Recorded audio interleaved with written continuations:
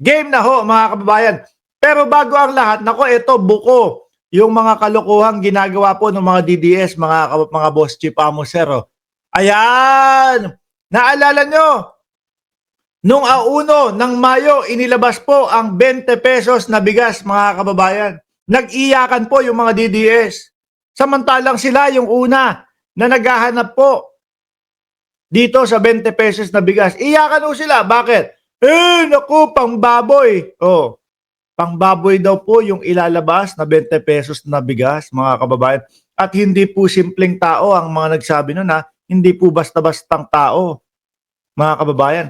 Galing po yung sinasabi o yung binanggit na pangbaboy, galing po sa Vice Presidente, mga kababayan. Nalungkot po ako bigla doon sa ating mga magsasaka. Kasi po itong 20 pesos na bigas, mga bossing, ito po ay kanilang produkto Kanila po itong produkto, mga kababayan. Tapos mismo maririnig mo sa Vice Presidente na ang ilalabas na bigas na 20 pesos ay pangbaboy o panghayop, hindi po pantao. Grabe ho, no? Kung ako ho ay isa doon sa mga magsasaka at maririnig ko yun, lalo ho kung panghihinaan ng loob. Mga kababayan, ganito nga yung trabaho namin, magsasaka, tapos sasabihan pa ng Vice Presidente na yun daw pong 20 pesos na bigas na aming inaani ay panghayop. Oh. Kumalat po yung mga litrato sa ilalim po ng fan page, no, na impersonating Quito Duterte, na ang bigas daw po na ibinebenta na 20 pesos ay parang ganito po. Darak. Tsurang darak na yan no? Yung yung pangpatukaho sa manok, mga kababayan, o pampatuka. Yan po yung pinapakalat nila para sirain po si Pangulong Bongbong Marcos sa ating mamamayan. Tapos yung mga utu-utu naman ho ng mga DDS ay kagatan. Repost naman din po sila. Sabi ng Vice Presidente, yang 20 pesos na bigas na yan, kaya inilabas ngayong 1 kasi mag-e-election. Biruin mo yun.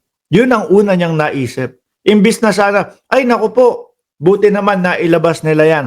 Kasi matagal nang hinahanap ng sambayan ng Pilipino yan. Miski ho siya, mga kababayan Ano sinasabi niya bago lumabas ang 20 pesos na bigas? Ang sinasabi ng Vice Presidente, niloko tayo, binudol tayo ng administrasyon ni Marcos Jr. Kasi kumausap ako ng isang eksperto. Hindi naman daw totoo at hindi kaya ang 20 pesos na bigas. Oh. Diba, miski siya nung lumabas ako, mga kababayan, although may abono po ang gobyerno ng Pilipinas na 13 pesos, mga bossing, hindi naman po pang yan, pang matagalan yung abono na yun. Dahil gumagawa po ang gobyerno ng Pilipinas sa pangunguna ni Pangulong Bongbong Marcos nung mga hakbangin po upang yung puhunan na inilalabas ng ating mga magsasaka o yung kapital na inilalabas nila ay bumaba ng bumaba. Kagaya na lang po, mga kababayan, nung rice processing o yung nagpoproseso ng mga palay para kiskisin, para po paputiin. O hindi na maglalabas ng malakihang pera ang mga magsasaka natin. Di po ba, mga bossing? O, hindi na magdadagdag pa kung magkano ang pakiskis, kung magkano, kung 5 piso, kung baka bawasan na ho yun, mga kababayan. Di po ba?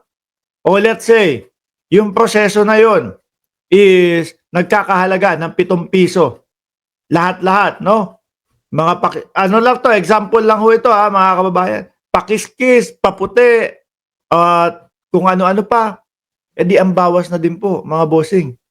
7 pesos o yung inaabono na 13 pesos ng ating gobyerno, babagsak po sa magkano na lang. Ilan na lang? 13, di ba? O 7 yon. 6 pesos na lang ang abono. Hanggang sa mapunan na po ng mga proyekto yung inaabonong 13 pesos. Ngayon po, nakakapagbenta ng 20 pesos na bigas. nang hindi po na sasakripisyo yung mga tubo ng ating mga magsasaka. Tapos gaganituhin pa ho mga kababayan nung mga ano. Tingnan mo, oh, the caption of the May 2 post read, no? 20 pesos kilo ng bigas, 20 pesos kilo, Dolomite Sand, Ester Rice. Pwede nang pamalit sa GMP mix. Biruin niyo po, ganyan po ang ugali ng mga DDS, mga kababayan. Handa po sila, mga bossing, nasiraan ang gobyerno para lang po makabalik ang kanilang mga iniidolo. Pero sabi ko nga ho sa inyo mga kababayan, medyo mahihirapan na sila. Anong medyo? Mahihirapan talaga sila dyan. Bakit ho? O, tingnan nyo ho ito, mga bossing. Kasi, yung 20 pesos na bigas, nung una, di ba sabi, Visayas lang. Miski po sa nabotas, mga bossing, ayan, dinudumog na din po. Hanggang sa umabot na po dulo-dulo ng Pilipinas. Kumbaga, sabi nga po ng Itbulaga, mula Apari hanggang Hulo. Oh, saan ka man ay, hindi ko kabisado eh. 20 pesos na bigas, program, dinumog sa Nabotas City. O di po ba, mga kababayan? Natutupad ho. Huwag kang mag-alala, Marcoleta, aabangan namin yung 2,000 na libre. Ano po? 2,000 piso libre doon sa kanyang ano daw, sa programa niya. Na pag 2,000 piso, 2,000 piso ang iyong bill sa kuryente, ililibre daw. Aabangan namin yan. Syempre, kapag kaya natupad, sasaludo kami sa iyo. Pero kapag kaya hindi, parang boy 10K lang yan, di ba? Sa halagang 20 kada kilo, makakasigurado ka, no? Makakasigurado tayong hindi lang mura kundi dekalidad na bigas ang mabibili ng bawat nabotenyo. Lalo na ang nasa vulnerable sector. Saan ni John Ray Tiangco. O, di ba, mga bossing? Nagagawa po ng Pangulo, mga kababayan.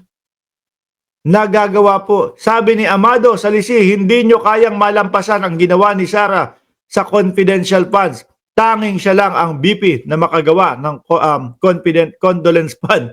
Pinatay na ang pondo. Sabi po ni Sir Amado Salisi. Grabe. Wala, sir, wala din pong makakaano dun eh. Wala din pong makakabit sa laki ng pondong yun eh. Biruin mo, mayor siya. 460 million, 4 na taon, sunod-sunod. Tapos eto pa, yung nandito na siya bilang vice presidente.